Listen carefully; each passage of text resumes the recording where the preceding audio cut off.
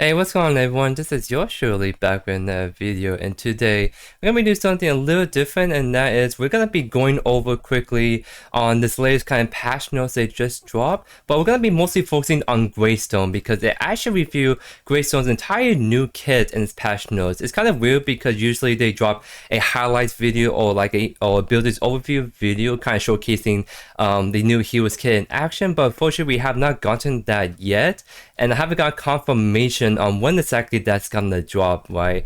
So I would prefer to like have the patch notes like all the abilities kind of more like specified here, and then having like the new gameplay in the highlights video being shown off, but I do not know when this highlights video is gonna be pushed out, so I don't want to wait too long when I can be talking about right now of Graystone's new kit, because we can pretty much get like 9% of the information from all of this essentially, and I don't want to wait too long on the highlights video to do that. But real quick before we jump into Greystone, it's kind of like a shorter patch. All things considered, I think the last few patches been really big and hefty, so this one's a little bit on the more sure side, but there's still some really good kind of changes and whatnot. I think the big thing is, one, they said they're gonna do a new UI loading screen. Actually, it's back up here, but essentially, doesn't sound like a big deal, but that's kind of like the first step of having this new UI rework. So it kind of sounds like they're gonna be slowly introducing new UI elements as the season goes on.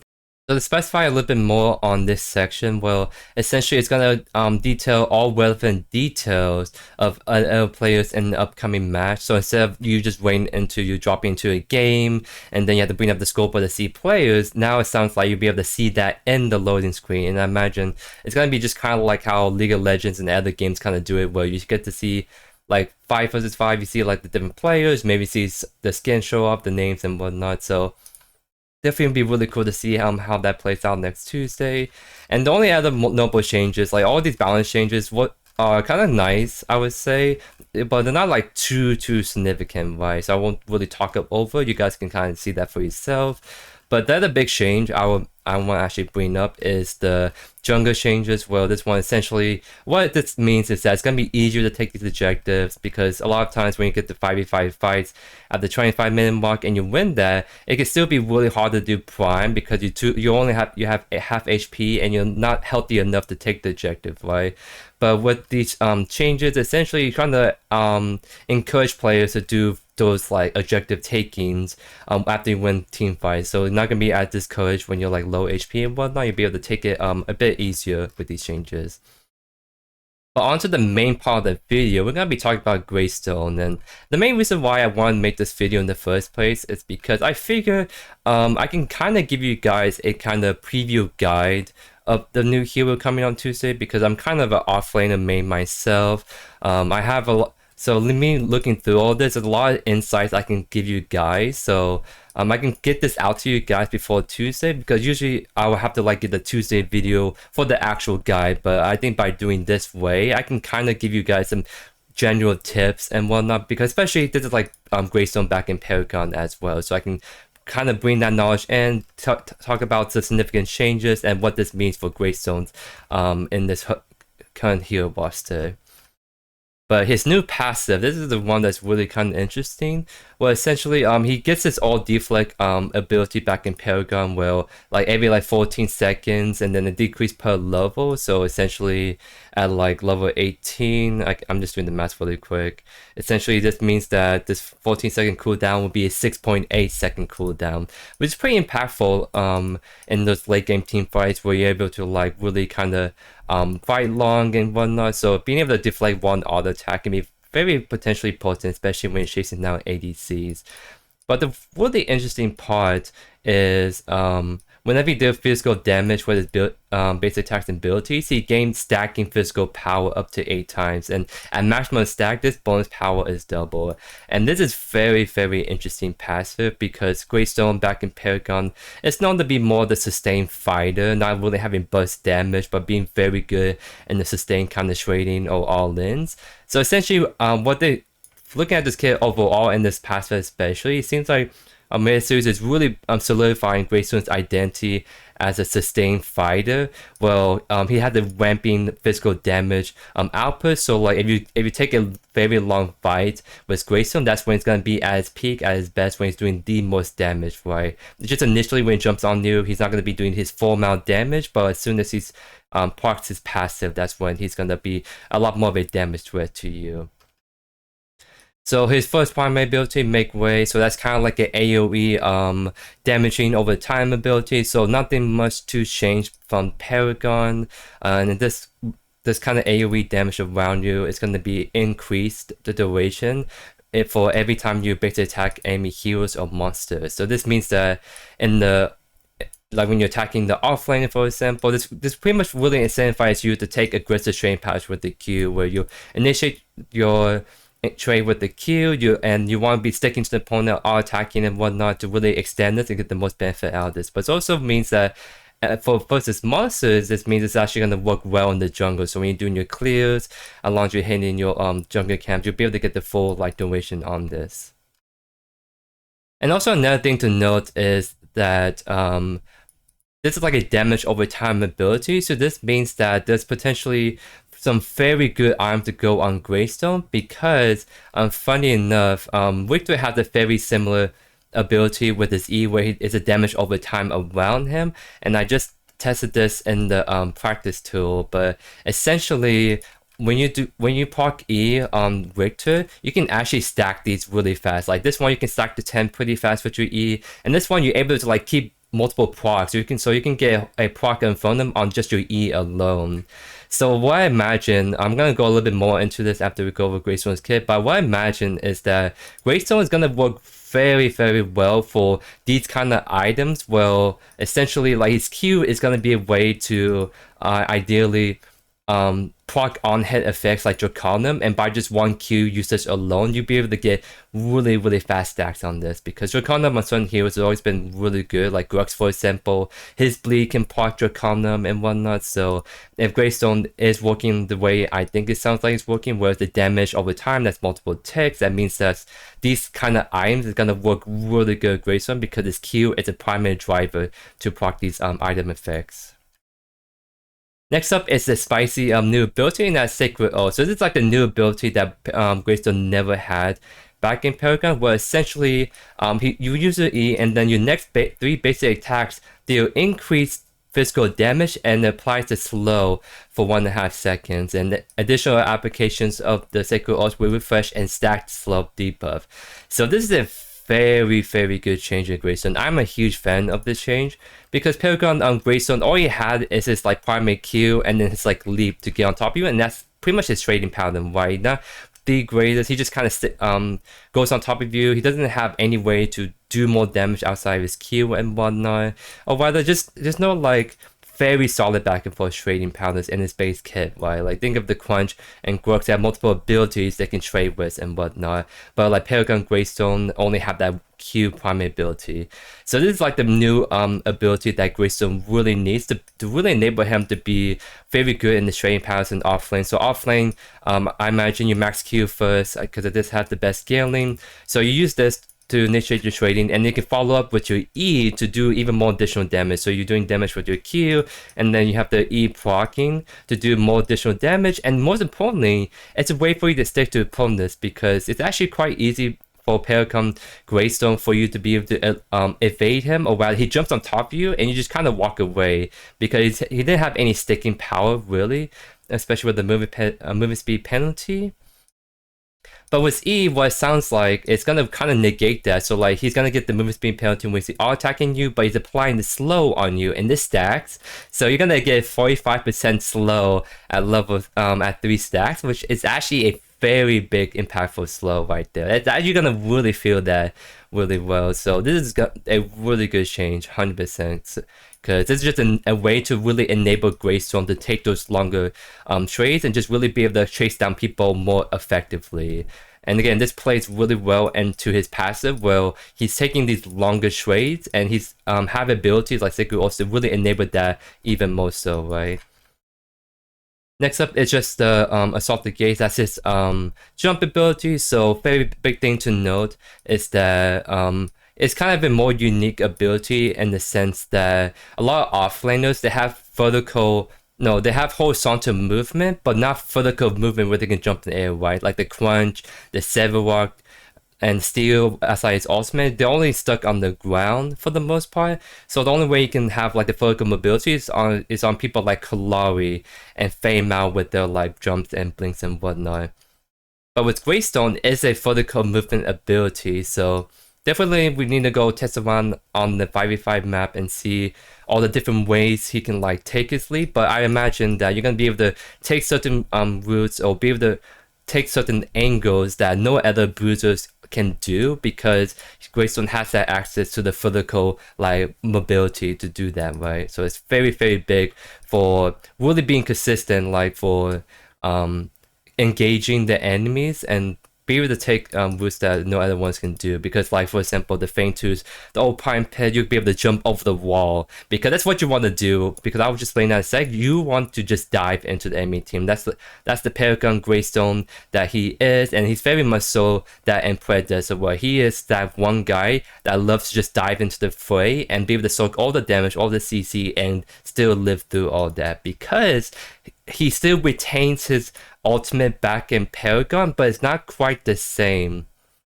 It's not like a passive, so all Greystone kind of ultimate was a passive where it will automatically proc as soon as your HP reaches 0. So there's really like no control of it. Like sometimes you may not even want to proc and they able to proc it out of you, or rather a Greystone jumps on top of you, and you want to kill him, but you don't want to kill him because he's gonna proc his passive, slow you down, and he's gonna just come back to life, right?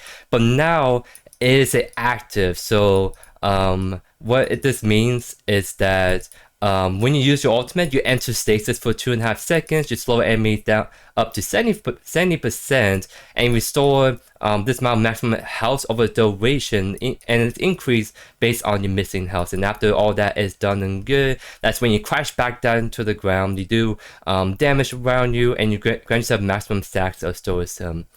So this is no longer a passive, if I'm reading this right. This is an active ability. Well, if you want to get your ultimate off and get that quote-unquote second life, you have to use your ultimate, because if you don't use your ultimate, you will die. And that's a huge change, because I think the biggest complaint or one of the worries about Greystone and Predecessor is the fact that his ultimate is just a passive back in Paragon, and having that kind of thing be a little toxic, or like how they're gonna like approach this, right?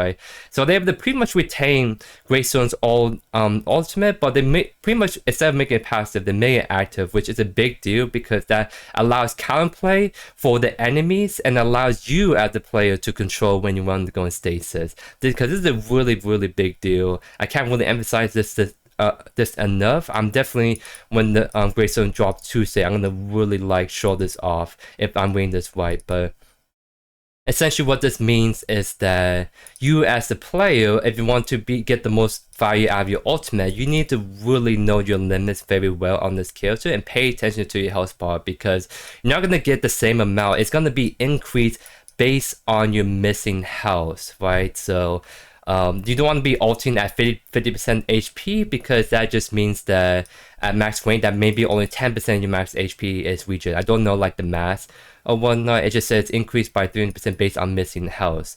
So ideally, what this means is if you want to get the most benefit out of your ultimate, regen the most HP back up, you want to be using this when you're like very close to dying, right? But then that's where the counterplay comes for the opponents. Well, the opponents can anticipate you trying to ult when you're very low HP, and that's when they can stun lock you, they can silence you, they can like lock you down and prevent you from using your ultimate before you can even get it off. And that's the counterplay right there, ladies and gents. So I just really love this interaction, because there is counterplay for the enemies when you like facing the Greystone. But on the flip side, that means that the Greystone can also anticipate that. If you're jumping into a Deco and wait to all a bunch of CC people, that means that you as a player, you may want to use your ultimate a little bit earlier because you want to anticipate them holding on to the CC to stun like you and finish you off before you can get your ultimate off. So that's a very interesting dynamic just from the fact that this seems like to be a active ability. Greystone wants to ult low HP, but if he does it a little bit too late, the enemies can try and CC lock him down, and that's the counterplay to his ultimate. But also just the fact that you have control on when you want to use the ultimate means that you can probably pull off different plays that you normally would not be able to do back in Paragon. And a couple of examples I can just think at the top of my head is the fact that by having this in active, this makes Greystone a very effective dive. Imagine you diving enemies at T1, T2, you take out tower aggro, you're taking all this damage, pop your ultimate when you're low HP, you slow them all down because your stasis, you're not taking any more damage, so you can't, I'm not sure if it's gonna reset the tower aggro or it's gonna stay on you. But either way, you pop your ultimate, you regen all your HP back up, but the fact that you're able to tower dive people so effectively well because you can control when you want to use ultimate means that you can probably make plays on Greystone that you wouldn't be able to make on the Crunch or Grux, because it's a little risky to tower dive on the Crunch or Grux when you're not as durable, or you can maybe get kind of stuck on the tower. You can maybe tower dive fine with a Steadrock or Steel because they sort of have that mobility and techniques to do so, but this is a very potent diving tool put on the fighter that I think I'm gonna love trying to like test this out and whatnot. Also, it's just the fact that being able to control your ultimate will make it really good for objective fighting. So imagine you find on the feint tool, so Prime Pit, and then you just jump into the fray. You may decide to use your ultimate early. You can slow them down 70%. So the enemies are slowed down by 70% inside the feint tool pit. They can't kill you, they can't attack you, but they're slow, and your allies are coming in, and they're gonna be the turn to fight. So there's just so much potential. And what you on the playmaking tool that you can do on Greystone with this new ultimate being a active instead of his passive. So I'm a huge fan of this. I'm really looking forward to trying him out and see how he's gonna play, because I would love to see this in play with the highlights video overview ability video. But like I say, I haven't got a confirmation when we're gonna get the video out. We got all Greystone's kit right here. I don't want to wait too long to get this video out to you guys, so I'm doing this right now, and I think I did a very good job explaining all these different changes and what exactly this means going forward with Greystone. But before we head off, I'm gonna want to do a little theory crafting part where we essentially got all Greystone's kit right here. We see the numbers, we see how his kit's gonna play out on paper. So now let's talk about just kind of a sneak peek at what kind of builds you can run on Greystone. Let's imagine this is Greystone right here. So I imagine Greystone for his quest. I think it's gonna be Icicle Talent. It's gonna be one of his best quests. I know that you can do something funny with Phoenix. So okay, so the interesting thing about Phoenix and Greystone is I was talking about in the podcast, other people were talking about how before they were worried about the interactions with Phoenix and Greystone's ultimate, just having like one life in Phoenix and another life in Greystone ultimate, right? But we just talked about how this is now what looks like to be an active ability. So it's not like Phoenix where it's not gonna automatically proc when you fall below like 0 HP. It's only gonna, so your ultimate is gonna proc when you press it, right? So what happens is if you proc Phoenix and your ultimate at the same time, well, your ultimate is gonna go off and your Phoenix is still gonna be there. So if using your Phoenix and ultimate at the same time, it's kind of short because that means that you probably won't get anything out of Phoenix. But you can do something like, I don't know, let's say you jump into the fray, use your ultimate, and you keep fighting, and then you proc your Phoenix and get another life. So you can probably do some annoying stuff still, but it's not like the guarantee ultimate proc on your thing. You can only use your ultimate if you actually press the button. If you can CC lock down and burst down, then you can't use your ultimate, right? You just die, right? But I think ideally you want Icicle Talents on Greystone because this is just a really good way to stick to opponents. Because, well, I imagine, I don't know the base stats on Greystone, they don't really have it right here, there's just abilities. But I imagine Greystone as a hero is going to be more durable than the Crunch or Grux, because that's sort of his identity back in Paragon. So what I imagine is you can be able to run these kind of items like Icicle Talents, well, you can be able to run like Warrior's Quest and not worry too much about like a Titan's Quest for example, right? I think you definitely want to do a Warrior's Quest because the active on Ice Golem Talons is very, very good for enabling Greystone to be able to stick to opponents even more. So you get the slow feel with this, but you get the slow with the E as well, or you can kind of stagger them. So you slow down with your E. They like leap away from you or escape you, then you leap back on top of them, proc your field, so you're able to stick to people really, really effectively well. But also the fact that Ice Golem Talons is a very, very potent teamfight tool in general, and it's very good especially for anyone that's very aggressive for diving the enemy backlines. Because you dive the enemy backlines, you use the Ice Golem Talons, and so now your whole enemy backline is being slow, you have movement speed, the other allies are going to try to help the enemy ADC, but also being slow as well. And you're going to have increased physical power while in this film. So this is just very, very fair, especially like the physical bonus damage, because we just saw that Greystone would get a stacking physical damage over time with his passive, so he's gonna get amplified even more with Ice Golem Talons. So I think this is gonna be one of the best quests.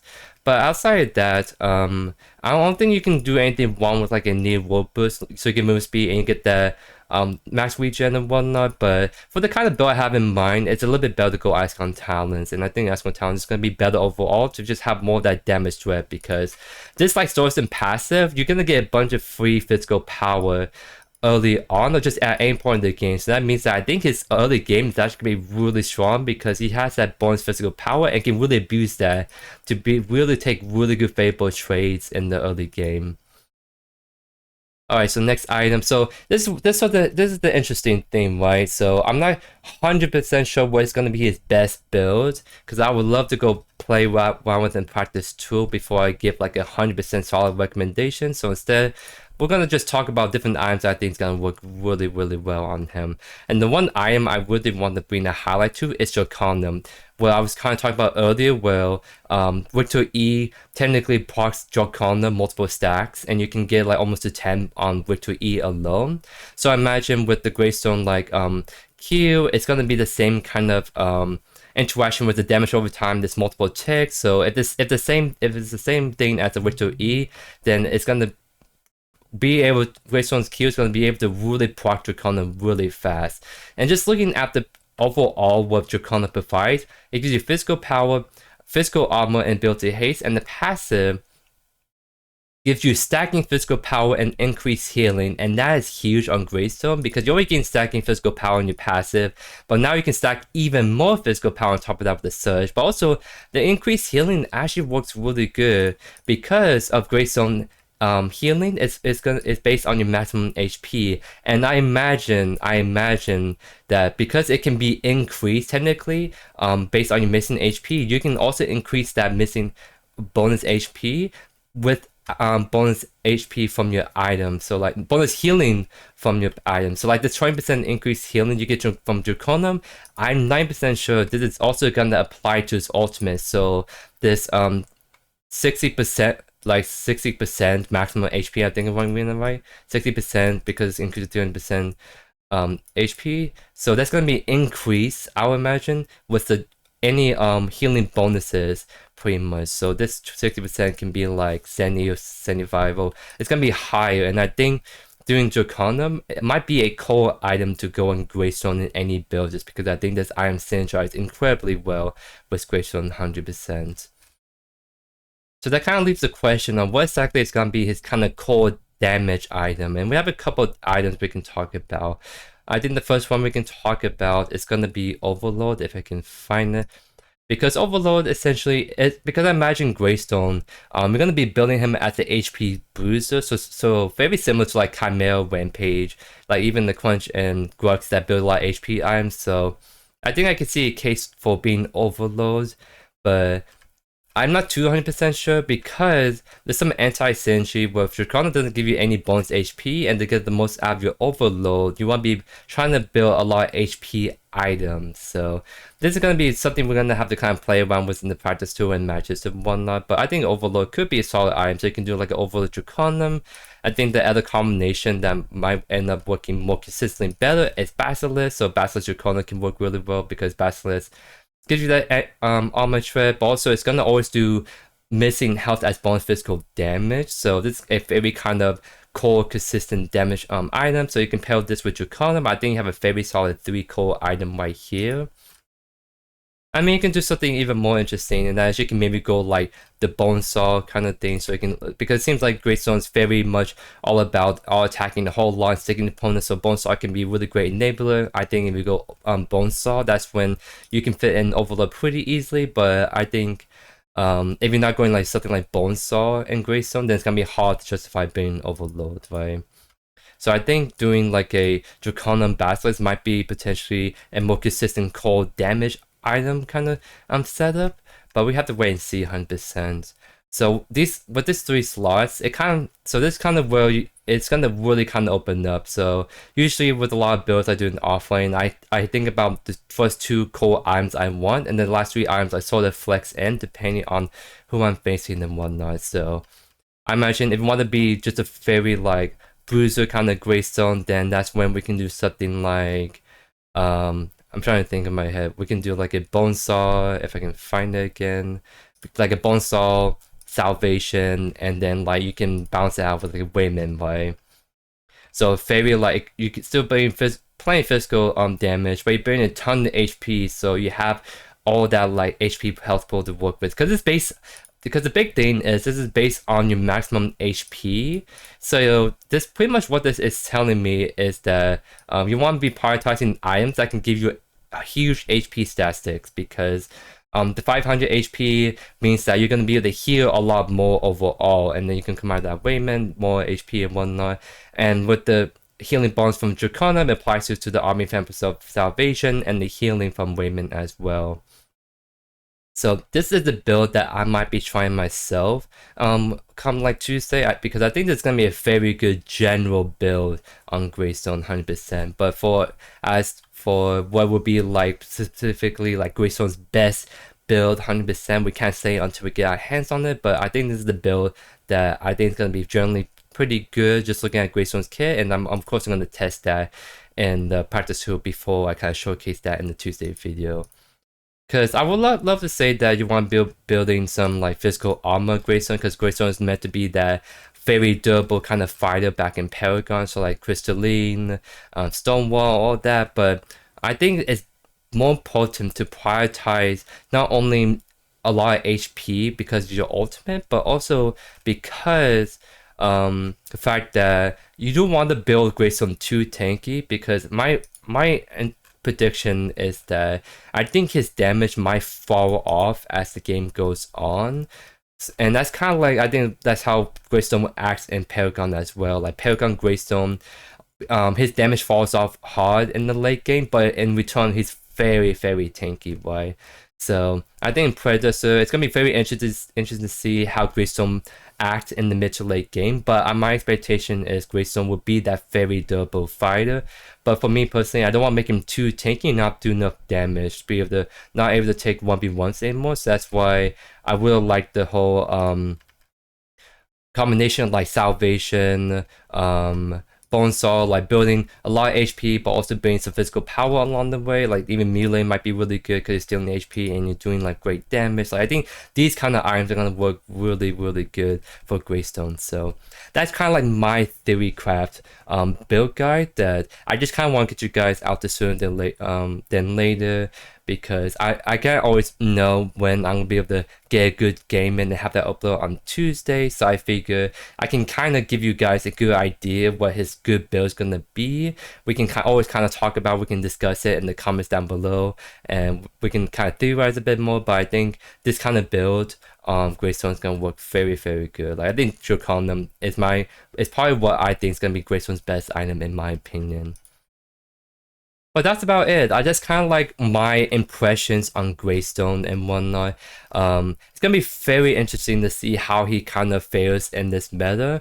My really hope is that he's gonna be a fighter that does better into the tanks offlane, because the Crunch and Grux, while they're excellent fighters, they tend to struggle against the tanks, and that's sort of why tanks always been super kind of strong, because there's a lot of heroes the tanks just kind of shut down pretty easily. So it's kind of like a variety of heroes and the hero roster that can kind of go toe-to-toe with the tanks kind of thing. The only way you can go toe-to-toe with the tanks is to kind of play the other tank, right? But I think with Greystone, he might potentially be decent into the tanks, like especially if you build stuff like Mutilated Basilisk. He's gonna be durable. I hope so. He's gonna be someone that I think is gonna be doing better to tanks, and I just really want to see a fighter that can really stop the B very potent. Because I think Grux and Crunch, they have a lot of potential, but I think they can get shut down kind of easily in certain tank matchups, or rather in those 5v5 fights, the Grux and Crunch sort of kind of falls off. They're not the best in those 5v5 fights. They want to take the 1v1 fights. So for Greystone, I'm very excited to see how he plays out, because I think Greystone is going to be that fighter that can be decent in the 1v1, but I think his true potential is gonna be in this 5v5 fights. Well, he's gonna be a menace. He's gonna have a lot of impact with his ultimate and be able to just be really hard to kill. And I'm really excited to give him a spin and whatnot.